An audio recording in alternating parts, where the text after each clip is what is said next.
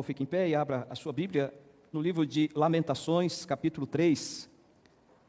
Livro do profeta Jeremias, de Lamentações, capítulo 3. Nós vamos ler do versículo 21 até o versículo 27. Lamentações, capítulo 3, versículo 21 até o 27. Assim diz a palavra de Deus: quero trazer à memória o que me pode dar esperança. As misericórdias do Senhor são a causa de não sermos consumidos, porque as suas misericórdias não têm fim, renovam-se cada manhã. Grande é a tua fidelidade. A minha porção é o Senhor, diz a minha alma, portanto, esperarei nele. Bom é o Senhor para os que esperam por ele, para a alma que o busca. Bom é aguardar a salvação do Senhor, e isso em silêncio. Bom é para o homem suportar o jugo da sua mocidade. Deus, pedimos por sua misericórdia agora, que o Espírito Santo ilumine a nossa mente, o nosso coração, para que possamos ouvir a sua voz, tão somente a sua voz. Que o Senhor retire do nosso meio, Pai, qualquer distração, qualquer ansiedade, pressa, urgência, para que possamos, ó Deus, absorver ao máximo os ensinamentos da sua palavra. Capacita-me, ó Deus, pois eu preciso de Ti. Usa-me conforme a sua vontade. Eu peço isso em nome de Jesus. Amém. Pode se assentar, igreja.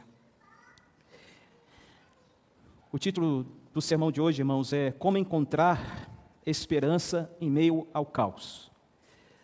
Eu tenho certeza, e se não todos, a maioria aqui já sabe o que está acontecendo no Oriente Médio. Uma guerra que a gente não tem ideia onde isso irá parar. Será que vai parar algum dia? Nós estamos vivendo, meus irmãos, um tempo em um mundo em chamas. Um mundo que vive em crise, em perdas, e acumulam escombros ao nosso redor.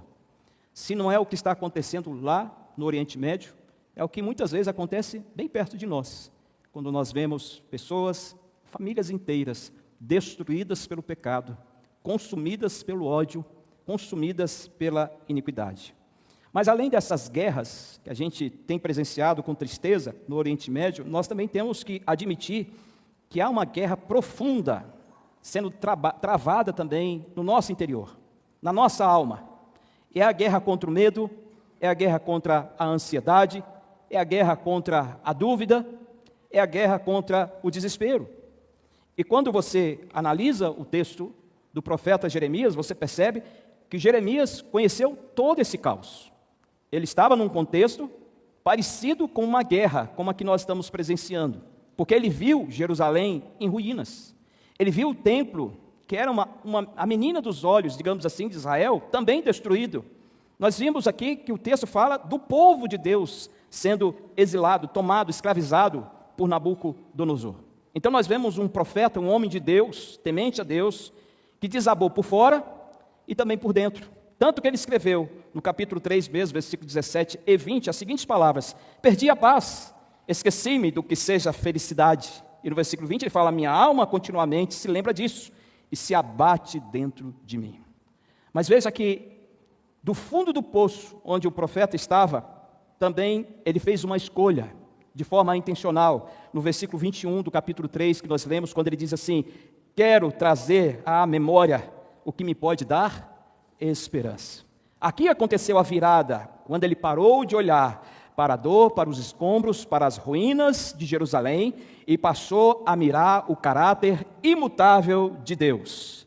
Porque nós temos que lembrar, irmãos, que nas palavras de Jesus, todos nós passamos por aflições neste mundo, como ele mesmo disse: no mundo tereis aflições, mas tem de bom ânimo, tem de esperança, tem de perseverança, porque o Senhor venceu o mundo, e se Ele venceu o mundo, e Ele está em nós, e nós estamos nele, logo nós também podemos dizer que nós vencemos e venceremos o mundo, não na nossa força, mas na força e no poder do nosso Deus. Então note que a esperança, ela não nasce quando o caos termina, ela não nasce quando a dor termina, mas quando nós decidimos tomar algumas atitudes, algumas decisões que nós vamos ver aqui nesse texto que nós lemos. É interessante que Lamentações é uma coletânea de 5 poemas tristes, ou de lamentos mesmo, atribuídos ao profeta Jeremias, que ele escreveu logo após a destruição de Jerusalém, no ano 586 a.C. Os babilônios invadiram a cidade, destruíram o templo e levaram cativo o povo para a Babilônia. O capítulo 3 desse livro é o centro do livro todo, porque aqui é onde o profeta fala em primeira pessoa, expressando dor profunda, mas também ele nos ensina uma virada de fé diante dos seus sofrimentos. Esse capítulo tem uma estrutura acróstica, ou seja, ele é formado por 66 versículos organizados em 22 blocos de 3 versículos. Cada um começa com uma letra sucessiva do alfabeto hebraico, de Aleph até Taf, que são a primeira e a última letra desse alfabeto. Isso mostra, meus irmãos, que mesmo no meio do caos, há uma ordem lógica para lembrar que Deus está no governo e na direção de tudo, até o fim. E a virada acontece nos versículos 21 e 23, iniciados com uma das letras do alfabeto hebraico, onde Jeremias decide, como já disse, lembrar da esperança. Mais do que um lamento nacional, esse livro é um grito de uma alma que escolhe confiar em Deus e não nas coisas que são visíveis e palpáveis. Então nota que, mesmo nas maiores dores, meus irmãos, há esperança para quem olha a vida da perspectiva de Deus. Mas aí, uma pergunta: pastor, como então eu posso mudar a minha realidade de dor, de sofrimento, de angústia, de aflição, para uma realidade de fé, de esperança e de alegria? Talvez seja essa a sua pergunta aqui esta noite. A resposta nós encontramos aqui nesse texto, e nós vamos meditar em 3 partes aqui desse sermão. Primeira coisa que nós precisamos fazer é quebrar o ciclo das lembranças dolorosas. Segundo, é olhar e entender quem Deus é de fato. E terceiro lugar, nós precisamos aguardar em silêncio pela a salvação de Deus, ou seja, descansar em Deus e em sua bondade. Então vamos analisar aqui a primeira parte desse sermão, que fala sobre como que nós podemos reverter tudo isso na nossa vida. Em primeiro lugar, quebrando o ciclo das lembranças dolorosas. Alguém disse com muita propriedade que tudo começa na nossa mente, ou a saúde ou a enfermidade. Quando nós pensamos demasiadamente no que é ruim, no que não presta, no que traz dor e sofrimento, a nossa alma adoece. E quando a alma adoece, naturalmente o corpo começa a reagir também. E muitas pessoas acabam caindo em enfermidade por causa do excessivo pensamento negativo, aquele pensamento autodestrutivo. E Jeremias estava vivendo esta realidade, tanto que ele descreve aqui em alguns detalhes como que ele estava. Se você observar do versículo 1 do capítulo 3 até o versículo 20, você vai ver que Jeremias ele se sente como alguém abandonado por Deus.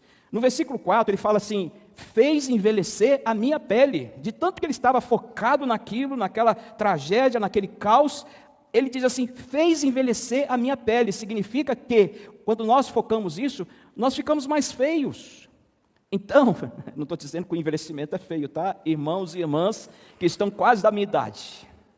Eu estou dizendo que nós vamos secando, nós vamos murchando e nós vamos perdendo o brilho da graça de Deus. Nós vamos deixando de viver uma vida de satisfação para uma vida de decepção. E Jeremias estava nesse momento vivendo isso. E ele continua no versículo 5: cercou-me de amargura e trabalho. Versículo 9: fechou os meus caminhos com pedras lavradas. Versículo 12: fez-me alvo das suas flechas. Versículo 15: encheu-me de amarguras. E versículo 20: minha alma se lembra disso continuamente e se abate dentro de mim. Ou seja, coitado de mim, eu estou sofrendo, Deus, será que o Senhor não percebe isso? Jeremias parece que estava vivendo a síndrome da autopiedade, mostrando o quanto que ele estava carente de um abraço, carente de uma palavra positiva, de uma palavra de esperança, e ele podia viver nessa situação o tempo que ele quisesse, mas ao viver nesse tempo e nessa situação, com certeza, ele iria de mal a pior, como Davi escreveu no Salmo 32, quando ele confessa o seu pecado, ele fala assim: enquanto calei os meus pecados, envelheceram os meus ossos. Veja então como que a tristeza, meus irmãos, é algo que derruba-nos por terra, de modo que Jeremias está preso aqui num ciclo de lembranças dolorosas, sua alma se alimenta da dor. Isso me faz lembrar de Provérbios 23, versículo 7, que diz assim: porque como imagina em sua alma, assim ele é. Mas graças a Deus, que a exemplo de muitos aqui, Jeremias também tomou uma decisão para interromper aquele ciclo de lembranças dolorosas e fez uma escolha consciente, intencional. No versículo 21, ele diz assim: quero trazer à memória o que me pode dar esperança. Então perceba aqui E essa palavra quero mostra para nós a intencionalidade de Jeremias. É como se Jeremias tivesse falado assim: chega, eu não quero mais viver nesse azedume, eu não quero mais ficar com gosto de fel na minha boca, eu quero experimentar algo novo, eu quero experimentar algo maravilhoso, eu quero viver uns dias de paz no meu coração. Então ele toma uma decisão. E aqui esse verbo, irmãos, indica um redirecionamento da mente. Ou seja, ele estava olhando para uma direção e ele decide agora olhar para outra direção. Quem sabe aqui hoje entre nós não tem alguém que precisa também tomar essa decisão. Talvez tenha se olhado muito negativamente, tenha só olhado para os problemas, para as lutas, para as coisas que não têm dado certo, e tirou os seus olhos e o seu coração de Deus. É hora então de você, se estiver vivendo essa situação, essa realidade, de tomar uma decisão intencional. Eu quero mudar isso na minha vida.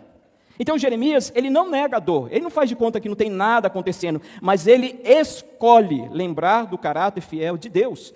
A isso nós também podemos atribuir a doutrina da mudança de mente, que no grego significa metanoia, que é a transformação, a forma diferente de pensar. Meus queridos irmãos, Jeremias aqui nos ensina que a esperança nasce não do que sentimos, presta atenção nisso, mas daquilo que nós decidimos lembrar. A Bíblia fala no Salmo 103, versículo 2, o seguinte: bendize, ó minha alma, ao Senhor, e não te esqueças de nenhum só de seus benefícios. O profeta está nos ensinando que também ele vivia momentos de terror e de aflição, mas ele deu uma ordem à sua alma: alma, pare de chorar e comece a louvar. Isso nos ensina que, para que essa mudança aconteça na nossa vida, precisamos praticar o que o apóstolo Paulo escreveu em Colossenses capítulo 3, versículo 2, pensai nas coisas lá do alto, não nas que são aqui da terra. Ou seja, encha a sua mente, os seus pensamentos com as coisas espirituais, com as coisas que possam trazer esperança ao seu coração. Como em Filipenses 4:8 está escrito: tudo que é verdadeiro, tudo que é respeitável, tudo que é justo, tudo que é puro, tudo que é amável, tudo que é de boa fama, se alguma virtude há e se algum louvor existe, a Bíblia diz: seja isso que ocupe o vosso pensamento. Ah, pastor, então quer dizer que eu tenho que evitar de lembrar ou de pensar numa coisa ruim? Não, porque isso é impossível. Quando vem um pensamento, não tem como você falar: opa, você não, parou, não tem como. Mas significa que de tanto você pensar nas coisas celestiais, nas coisas espirituais, os maus pensamentos não te dominarão, não terão lugar na sua mente, não terão lugar no seu coração, porque o seu coração é a casa de Deus, o seu coração é a casa do Espírito Santo, é pelo seu coração que Jesus rege a sua vida, e por isso você vai pensar nas coisas espirituais para trazer ânimo e alegria ao seu coração. Meus irmãos, o que nós vemos aqui é que nessa decisão de Jeremias, nós estamos aprendendo que a dor não precisa terminar para mudarmos a nossa atitude.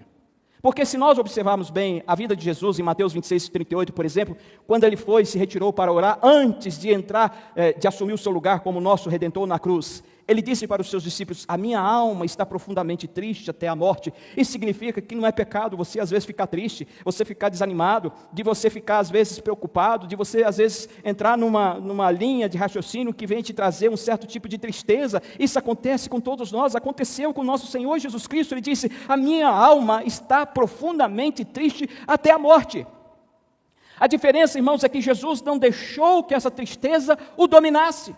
Não deixou que essa tristeza o desviasse da sua missão e do seu propósito. Jesus continuou firme no seu propósito, tanto é que nós estamos aqui por causa dele. Significa que quando essas coisas chegarem à sua vida, à sua casa, à sua realidade, você não pode permitir que essas coisas venham tirar você do propósito de Deus, do caminho de Deus, da missão que Deus deu para você. Então nós vamos andando e cantando e louvando ao Senhor, a despeito das nossas dificuldades. Então devemos fazer como Jeremias fez, ver a vida da perspectiva de Deus, porque a esperança, meus irmãos, como eu disse, começa aqui na mente, a saúde começa aqui, e a enfermidade também começa aqui. E a pergunta é: o que você está fazendo para quebrar esse ciclo de lembranças dolorosas? Faça como Jeremias, seja intencional nessa decisão. Quero trazer à memória o que me pode dar esperança. Então a esperança começa na mente, floresce no coração e por fim ela transforma a nossa vida. Então essa é a primeira verdade que nós encontramos à luz desse texto. Estamos juntos, irmãos?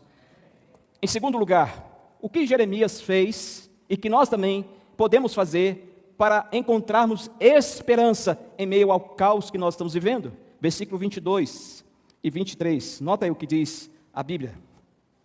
As misericórdias do Senhor são a causa de não sermos consumidos, porque as suas misericórdias não têm fim, renovam-se cada manhã. Então, em segundo lugar, o que Jeremias fez e que nós também precisamos fazer é enxergar quem Deus é. Quem é Deus para você? Muitas vezes as pessoas falam assim, eu creio em Deus, mas às vezes ela não consegue definir que Deus que ela crê. Há muitos que fazem do botão da sua camisa o seu Deus. Uma árvore, uma planta, um pássaro, um animal, às vezes até mesmo uma pessoa. Mas quando nós olhamos para a Bíblia, nós então encontramos o Deus da Bíblia. O Deus que criou, de fato, todas as coisas e que sustenta pelo seu poder e pela sua vontade. E nós precisamos, irmãos, para vencermos isso e termos esperança, sempre nos recordar de quem Deus é para nós. Então aqui nesse texto nós encontramos algumas explicações e ilustrações de quem Deus é. Veja, por exemplo, no versículo 22. Deus é misericordioso. A Bíblia fala, as misericórdias do Senhor são a causa de não sermos consumidos. Ou seja, por causa de Deus, o mal que chega até nós, o problema, a dor, o sofrimento e a aflição, não são fortes o suficiente para nos destruir. Isso é misericórdia de Deus. E aqui nós encontramos que essa misericórdia é uma compaixão intensa, é um amor visceral, é algo que vem lá de dentro, de modo que nós podemos louvar a Deus, que Deus é Deus misericordioso. Mas o texto também diz, quando ele fala assim, porque as suas misericórdias não têm fim, diz que Deus é eterno. Sua compaixão não se esgota, não falha, não diminui, mas continua presente sobre nós. Meus queridos, nós servimos e adoramos e somos de um Deus eterno, que não tem começo e nem fim, que Ele já vê todas as coisas consumadas e realizadas. Então nós precisamos sempre lembrar da eternidade de Deus. E Deus, por ser misericordioso e eterno, Ele plantou a eternidade também em nosso coração. Mas o texto também diz, quando fala assim, renovam-se a cada manhã, que Deus é Deus presente. É um Pai presente. É um Pai que está conosco todos os dias, de modo que a Bíblia diz que nunca jamais te abandonarei, jamais te deixarei, diz o Senhor. Deus é um Deus maravilhoso que não foge quando nós estamos passando por dificuldade. Não é um Deus que nos abandona quando vem a tempestade, pelo contrário, Ele segura em nossas mãos e nos ajuda a passar por aquilo, porque Deus é Deus presente. É aquele suprimento diário da nossa vida, suficiente para a nossa vida, hoje, amanhã e para sempre. Mas aqui nesse texto também, Jeremias diz no versículo 23, a parte B do versículo, grande é a sua fidelidade. Então, Jeremias e a Bíblia estão dizendo para nós que Deus é fiel. E fidelidade aqui é firmeza, estabilidade, constância. Mesmo em meio ao caos, Deus não muda. Agora, uma coisa que você provavelmente já ouviu de mim aqui algumas vezes. Deus não é fiel a você, não é fiel a mim, não é fiel a nós. Ele é fiel a Ele mesmo. Ele é fiel à palavra dEle. Por isso nós podemos ficar tranquilos que aquele que fez a promessa é fiel. E Ele cumpre com a sua promessa.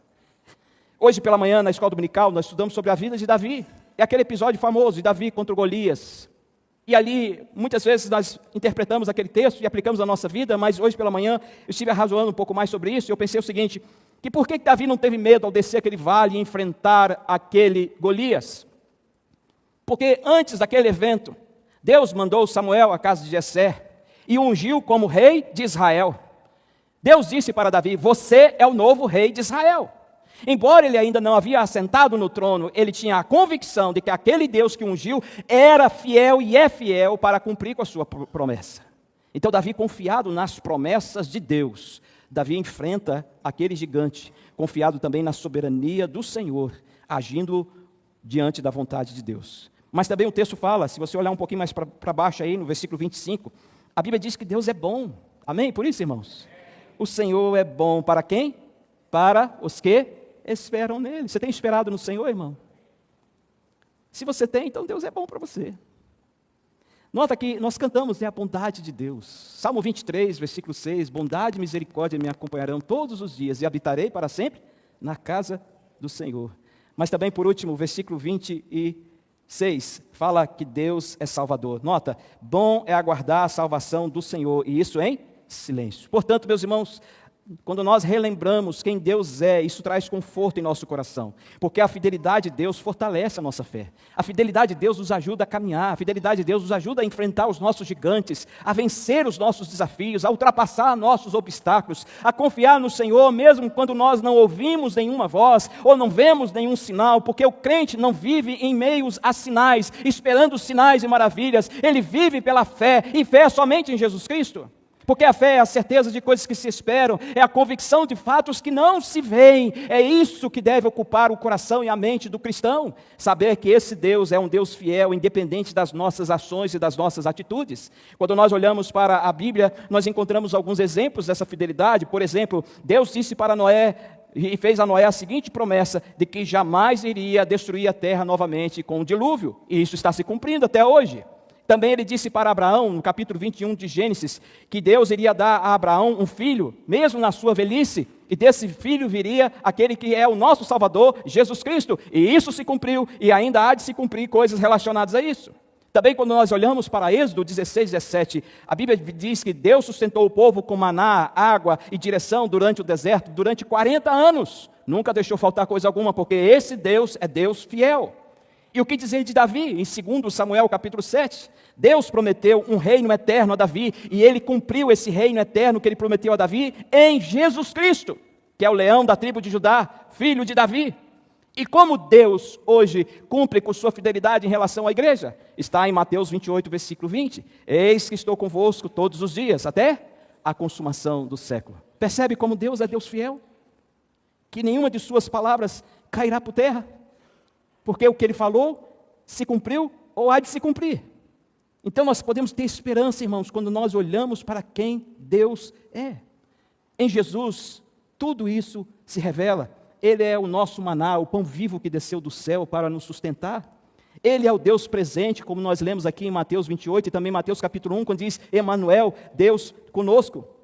Ele é a fidelidade encarnada de Deus. Quando nós vemos João, por exemplo, capítulo 1, versículo 1, no princípio era o verbo, e o verbo estava com Deus, e o verbo era Deus. E no versículo 14 diz, o verbo se fez carne e habitou entre nós, e vimos a sua glória, a glória como do unigênito do Pai. Olha que maravilha! Deus cumpriu com a sua palavra de um Redentor, que foi profetizada em Gênesis capítulo 3, versículo 15. Ele te ferirá o calcanhar, mas o filho, a semente da mulher, esmagará a sua cabeça. Meus queridos, quando a alma vacilar, quando a alma titubear, olhe para Jesus. Leia a palavra de Deus de uma forma diferente, mais profunda, para aprender, para ouvir, para conhecer o Deus da Bíblia. Testemunhe da graça de Deus, conte as maravilhas do Senhor, do passado e do presente na sua vida. E fale com Deus, Senhor, eu creio que o Senhor é Deus de ontem, de hoje e o será para sempre. A fé, meus irmãos, se renova não com a mudança das circunstâncias ao nosso redor, mas com a lembrança de quem Deus é. Quem é Deus para você? Então, se você quer experimentar e encontrar esperança em meio ao caos que nós estamos vivendo, faça isso. Traga à sua memória quem é Deus para você. Mas há uma terceira e última verdade que nós aprendemos aqui, e que essa verdade está no versículo 24 e também até o versículo 27. Diz assim: a minha porção é o Senhor, diz a minha alma, portanto, esperarei nele. Bom é o Senhor para os que esperam por ele, para a alma que o busca. Bom é aguardar a salvação do Senhor, e isso em silêncio, porque bom é para o homem suportar o jugo na sua mocidade. Então, qual é a terceira verdade que nós encontramos aqui? Nós vimos que a primeira atitude que nós precisamos ter para termos esperança em meio ao caos é quebrar o ciclo das lembranças dolorosas.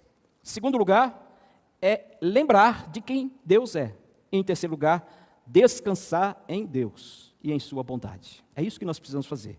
Mas o que significa descansar em Deus? Versículo 24, descanso é estar satisfeito em Deus. Jeremias, ele não busca respostas, se você observar aqui, mas ele repousa na suficiência de Deus. A palavra porção que aparece aqui no versículo 24, ela faz referência aos levitas. Os levitas, que eram uma da tribo de Levi, ficou responsável, essa tribo ficou responsável pela administração religiosa sobre Israel. Então eles eram aqueles que ministravam no tabernáculo e também faziam intermediação entre eles, entre o povo e Deus. E Deus disse então para essa tribo: eu sou a tua porção e a tua herança. Mas olhando um pouquinho mais à frente, ou melhor, um pouco mais atrás, em Êxodo 16, nós nos lembramos também de quando Deus, no deserto, alimentou seu povo com o maná, aquele pão fresquinho que descia todos os dias. E Deus disse para aquele povo: olha, vocês têm que recolher todas as manhãs, não adianta vocês guardarem, porque ao guardar, vai dar bicho, ele não vai prevalecer para o dia seguinte. E Deus estava ensinando ao povo o seguinte, que se eles guardassem, ou tentassem guardar, é porque eles não estavam confiando na providência e na provisão de Deus. Então era um exercício de fé, todos os dias. Olha que coisa boa, não precisava nem pegar carro para ir à padaria, não precisava nem levantar cedo, era só esticar a mão para fora da tenda e pegar o maná, recolher e comer. Coisa maravilhosa, de primeira. Então essa porção aqui ilustra a porção que Deus nos deu. Quem é Jesus para nós? É o maná que desceu do céu, e nós nos alimentamos desse Jesus. E esse Jesus é a nossa herança, é a nossa porção que não tem fim. É a nossa porção eterna, duradoura, que nós podemos descansar nele e aguardar com grande expectativa de que ele virá para nos buscar. Então, meus queridos irmãos, quando nós descansamos em Deus, em sua bondade, nós estamos dizendo, como Abacuque disse no capítulo 3, versículo 18, todavia eu me alegro no Senhor, exulto no Deus da minha salvação. Quando ele começa a citar uma série de possíveis tragédias que poderia cair sobre eles, aqui Abacuque então declara: eu me alegro no Senhor, não nas circunstâncias. Eu não estou alegre porque eu tenho dinheiro na conta, porque as minhas panelas estão cheias, ou porque eu estou com saúde, ou porque eu estou bem empregado, ou porque não tenho um problema sequer na minha vida tão grave assim. Eu me alegro no Senhor, todos os dias. Esteja chovendo ou dando sol, esteja tudo bem ou não, esteja no dia tranquilo ou numa tempestade, eu me alegro no Senhor. Isso é contentamento. Quando nós fazemos de Deus essa porção que é ilimitada, suficiente, nós então cumprimos o que Paulo falou em 1 Timóteo 6, versículo 6, grande fonte de lucro é a piedade com o contentamento. Você tem demonstrado contentamento a Deus? Você está contente no Senhor? Você está feliz no Senhor? Você se deleita em Deus? Meus irmãos, a Bíblia diz que o nosso Deus é quem supre em Cristo Jesus cada uma de nossas necessidades. Por isso, Jesus falou em Mateus capítulo 6, não andemos ansiosos de coisa alguma. Faça do Senhor a sua porção eficaz, suficiente, eterna, e para que essa porção possa te trazer paz ao seu coração. Isso é descansar em Deus e na sua bondade. No versículo 25 também nós temos aqui uma outra ideia de descanso. Diz assim: bom é o Senhor para os que esperam por Ele, para a alma que o busca. A palavra esperar aqui não dá a ideia de passividade, mas é uma confiança viva. Como o salmista, no Salmo 37, 7 diz: descansa no Senhor e espera nele. O Salmo 130, versículo 5, aguardo o Senhor, a minha alma o aguarda, eu espero na sua palavra. Meus queridos, é sempre bom nós lembrarmos de que Deus é soberano, de que Deus age segundo a sua vontade e os seus decretos, de que Deus tem tudo determinado para as nossas vidas, e que nós temos que orar para que a vontade de Deus seja revelada em nossa vida. Mas a Bíblia também nos ensina que, embora Deus seja soberano e tenha tudo determinado, Ele também disse para nós que nós somos responsáveis pelos nossos atos, pelas nossas escolhas, pelas nossas decisões. Então, se eu tenho aqui na palavra de Deus o incentivo de esperar em Deus, e não é aquela espera de você ficar em casa, deitado, sentado, aguardando que um milagre apareça na sua frente, mas é uma espera viva e ativa, onde você confia na soberania de Deus, mas você age. Você toma atitudes e faz decisões. Versículo 26 também fala que descanso é silenciar em reverência. Veja, bom é aguardar a salvação do Senhor. E isso em quê, irmãos? Silêncio. Silenciar é um gesto de confiança madura.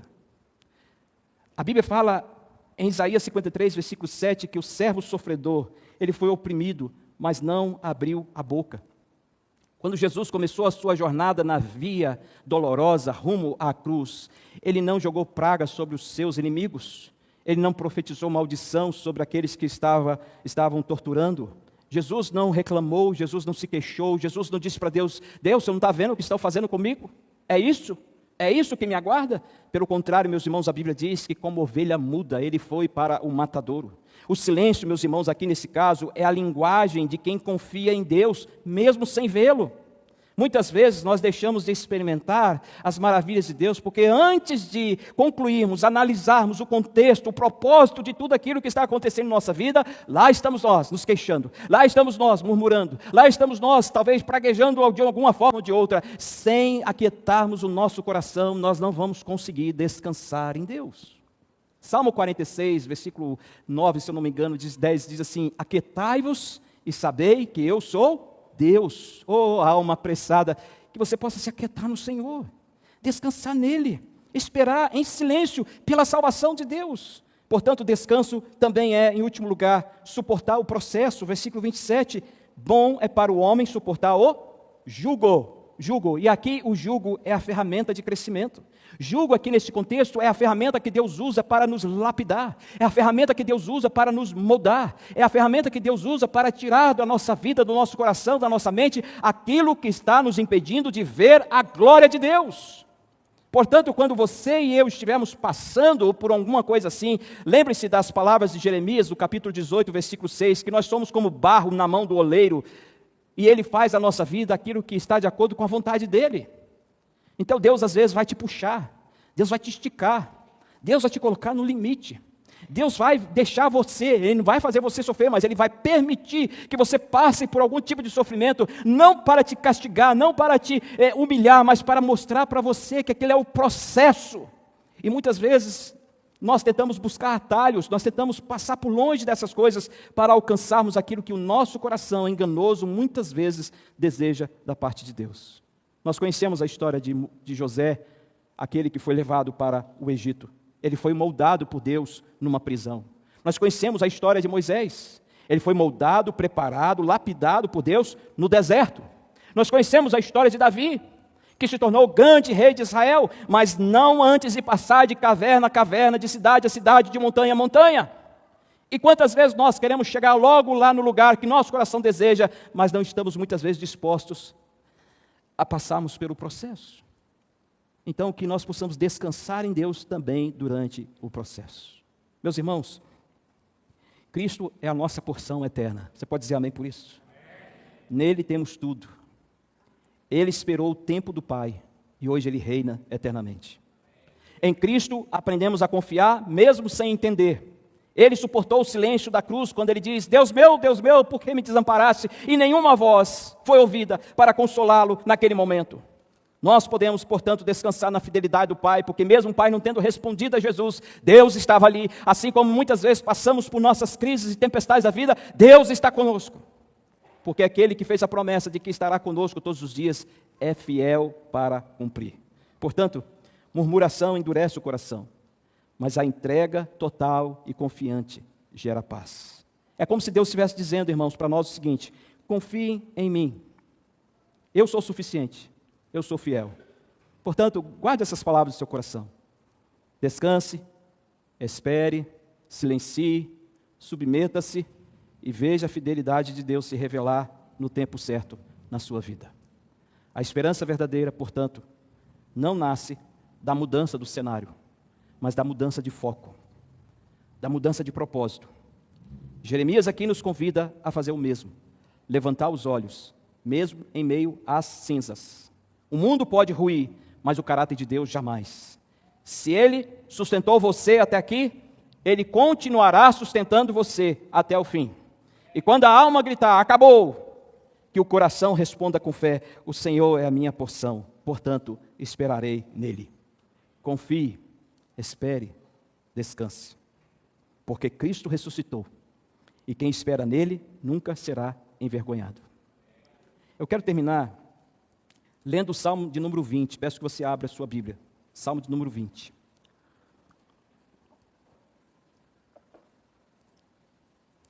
Eu vou ler aqui numa versão diferente da sua, mas eu quero que enquanto eu leio, que você vá acompanhando aí na sua Bíblia, do versículo 1 até o versículo 9.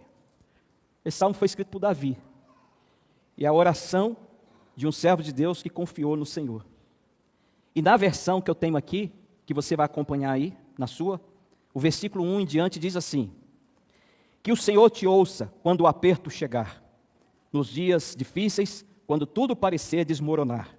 Que o nome do Deus que nunca falha te levante com firmeza e te mantenha seguro. Versículo 2. Que do céu, seu lugar de autoridade, Deus envie ajuda ao seu tempo. Que Ele te sustente quando faltarem forças e os apoios humanos falharem. Versículo 3. Que o Senhor se lembre do teu coração sincero, da tua entrega, dos teus sacrifícios de amor e fé. Que Ele receba com prazer cada ato de adoração, mesmo os que ninguém viu. Versículo 4. Que Deus te dê aquilo que o teu coração, cheio de fé, deseja. Que Ele abençoe os planos que foram colocados diante dEle com humildade e confiança. Versículo 5. Vamos celebrar com alegria a vitória que o Senhor nos dá. Em nome do Senhor Deus, o nosso Deus, levantaremos bandeiras de fé. Que Ele cumpra todos os teus clamores, feitos com confiança. Versículo 6. Agora eu sei, Deus cuida dos que são dele. Ele responde do alto com poder, com uma força que o mundo não entende e que nunca falha. Versículo 7. Muitos colocam sua confiança em dinheiro, governos, armas, conexões ou tecnologia, mas nós colocamos a nossa confiança no nome do Senhor, o nosso Deus. Versículo 8. Os que confiam nas coisas deste mundo tropeçam e caem, mas nós nos levantamos firmes, porque Deus nos sustenta. E por último, Senhor, dá vitória ao teu povo. Ouve o nosso clamor quando te buscamos, porque sabemos que só tu podes nos salvar. Amém. Então que essas palavras alcancem o seu coração nesta noite. E que Deus possa trazer ao seu coração esperança em meio ao caos em que nós nos encontramos. Não fiquemos assustados, nem atemorizados, porque o nosso Deus reina, e Ele é a nossa salvação. Glória a Deus por isso. Irmãos, vamos ficar em pé para encerrar. E vamos orar aqui nesta noite, desta forma. Quem sabe você vê que esta noite preocupado, né? Só notícia ruim, só coisas ruins acontecendo no mundo. Mas saiba que se as coisas não piorarem, Jesus não voltará. Então nós temos que agradecer a Deus, mesmo que o cenário seja um cenário preocupante. Porque a Bíblia diz que nos últimos tempos as coisas seriam difíceis mesmo. E se for agora, amém. E vamos permanecer firmes. E se não for agora, amém assim mesmo. E vamos aguardar com grande alegria o retorno do nosso Rei Jesus. Então entregue suas preocupações nas mãos do Senhor, confia nele. Oremos. Senhor, obrigado pela sua palavra que nos consola. Obrigado porque em Ti nós temos esperança, e essa esperança não falha. Obrigado porque o Senhor é a nossa porção diária, e no Senhor nós nos deleitamos, no Senhor nós aguardamos a sua salvação. Obrigado, Pai, porque embora estejamos em um mundo caótico, onde as pessoas, Senhor, estão cada vez mais distantes de Ti, o Senhor, pela sua graça e pela sua misericórdia, tem nos preservado todos os dias. Continue conosco, Senhor, nos ajudando a vivermos cada dia com alegria e confiando somente em Ti, confiando em quem o Senhor é e o que o Senhor faz por nós. Que o Senhor nos abençoe durante a semana, que o Senhor nos guarde, que o Senhor nos livre, que o Senhor nos fortaleça, Pai, e que a nossa vida seja um testemunho alegre e confiante para aquelas pessoas que estão sem esperança. Nós pedimos isso e oramos no nome eterno e soberano de Jesus. Amém. Irmãos, recebam a bênção nesse momento. Que o Senhor te abençoe e te guarde, que o Senhor faça resplandecer o rosto sobre ti e tenha misericórdia de ti. O Senhor sobre ti levante o rosto e te dê a paz. Que a graça do Senhor Jesus Cristo, o amor de Deus, o nosso Pai, a comunhão e consolação do Espírito Santo repouse sobre a sua vida, sobre a sua casa e sobre a igreja de Jesus espalhada sobre a terra hoje e sempre. Amém. Amém. Pode ser